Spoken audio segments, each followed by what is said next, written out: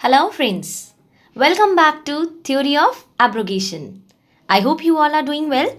आज मैं फिर से एक बार आप लोगों के सामने आई हूँ लीगल अपडेट्स की वीडियो के साथ। लास्ट 15 डेज 1 to 15 जनवरी 2023 की लीगल अपडेट्स हम आज की इस वीडियो में कवर करेंगे।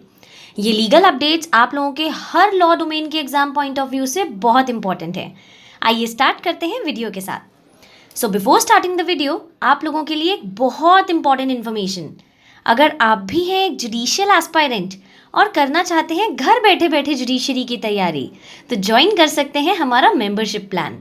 हमारे मेंबरशिप प्लान की कंप्लीट इन्फॉर्मेशन आपको स्क्रीन पे दिए हुए नंबर पर व्हाट्सएप करके या फिर वीडियो की डिस्क्रिप्शन में एक लिंक है, उस पर क्लिक करके मिल सकती है। आइए स्टार्ट करते हैं वीडियो के साथ। So the first legal update is from 2 January 2023 and the update is Constitution does not prohibit appointment of lawyer practicing in Supreme Court as judge of High Court. Ashok Pandey versus union of India 2022 के case में supreme court जज bench justices S K. Kaul and A S. Oka ने एक judgment दिया जिसमें उन्होंने article 217 of constitution को upheld करा।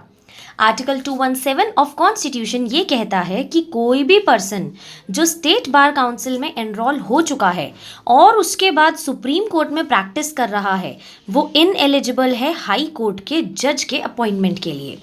बट इस केस के जजमेंट में हमारे सुप्रीम कोर्ट के जज बेंच ने ये बोला कि कॉन्स्टिट्यूशन में ऐसा कोई भी प्रोविजन नहीं है जो लॉयर्स को प्रोहिबिट करे सुप्रीम कोर्ट में प्रैक्टिसिंग लॉयर्स को हाई कोर्ट में जज बनने के लिए। एट द एंड वो किसी ना किसी स्टेट बार काउंसिल में तो एनरोल्ड है ना, तो बस ऐसा कोई प्रोविजन नहीं है जो उन्हें बार करें सुप्रीम कोर्ट में प्रैक्टिस करते हुए हाई कोर्ट का जज बनने के लिए। Moving on to the next update. So the next update is RBI has no independent power to accept the demonetized notes beyond the period specified in center's notification. Supreme court के 5 जज bench ने ये decision दिया है जिसमें justices S Abdul Nazeer, B R Gavai, S Bopanna, V Subramanian and justice B V Nagarathna थे। Case का नाम है Vivek Narayan Sharma versus union of India 2023। Supreme court ने 4:1 की मेजॉरिटी से ये बोला कि आरबीआई के पास ऐसी कोई भी इंडिपेंडेंट पावर नहीं है कि वो डीमोनेटाइज नोट्स को एक्सेप्ट कर सकें इवन आफ्टर द पीरियड जो पीरियड सेंट्रल गवर्नमेंट ने specified bank note cessation of liabilities act 2017 में दिया था। उस पीरियड के बाद, उस नोटिफिकेशन के बाद वो कोई भी डीमोनेटाइज नोट्स को एक्सेप्ट नहीं कर सकते हैं। Moving on to the next update. Next update is from 3rd January 2023. Cinema theaters can prohibit viewers from bringing articles from outside. Supreme court की ये जजमेंट काफ़ी सारी प्लीज़ के बाद आई है, जहाँ पर लोगों ने ये प्लीज़ दी थी कोर्ट्स में कि सिनेमा हॉल्स जो हैं बाहर के फूड आइटम्स को अंदर ले जाने के लिए अलाउ नहीं करते हैं। तो KC cinema versus state of Jammu Kashmir 2018 से पेंडिंग केस में सुप्रीम कोर्ट के जजमेंट में chief justice DY. Chandrachud and justice PS. Narasimha ने ये जजमेंट दिया है कि सिनेमा हॉल ओनर्स के पास कंप्लीट राइट है, वो प्रोहिबिट कर सकते हैं कि अगर आप मूवी देखने के लिए अंदर जा रहे हैं तो आप अपना फूड या बेवरेज बाहर से नहीं ले जा सकते, आपको सिनेमा हॉल के अंदर ही खरीदना पड़ेगा। और कोर्ट ने ये भी बोला कि ये जो प्रोहिबिशन लगाई जाती है ये ज़रा भी अनफेयर, अनरीजनेबल या फिर अनकंसाइंसेबल नहीं है। Moving on to the next update.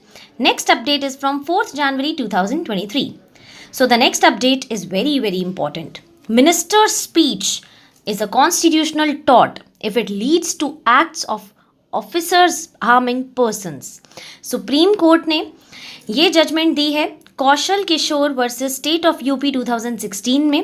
4:1 के बेंच से ये जजमेंट आई है जिसमें justices V Rama Subramanian, S Abdul Nazeer, B R Gavai and S Bopanna मौजूद थे। उन्होंने ये बोला कि अगर कोई भी मिनिस्टर सिर्फ एक स्टेटमेंट देता है, जो स्टेटमेंट हमारे फंडामेंटल राइट्स जो कि पार्ट 3 ऑफ कॉन्स्टिट्यूशन में मेंशन्ड है उनके वायलेशन में होती है, तो उनकी वो मेयर स्टेटमेंट बन जाएगा एक constitutional tort. But if as a consequence, मतलब रिजल्ट के तौर पर, उस वो जो स्टेटमेंट उन्होंने दी है उस रिजल्ट के तौर पर अगर कोई भी ऐसा एक्ट हो जाता है या ओमिशन हो जाता है या कमीशन हो जाता है किसी भी ऐसे एक्ट का जो किसी ऑफिसर ने करा हो, which is going to result in harm और लॉस टू एनी पर्सन और सिटीजन, इन दैट केस वो कॉन्स्टिट्यूशनल टॉर्ट की तरह एक्शनेबल पर से होगा. Moving on to the next update. So the next update is from 5th January 2023. Parole period can't be included in period of actual imprisonment.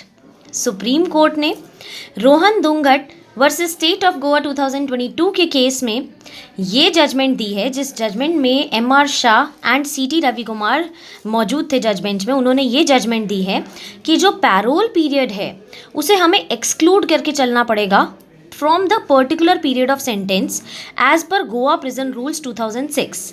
ये पहले ही बोला गया था कि जब 14 ईयर्स ऑफ इम्प्रिजनमेंट ग्रांट की जाएगी तो उस टाइम पर पैरोल को हमें पहले ही एक्सक्लूड करके चलना होगा.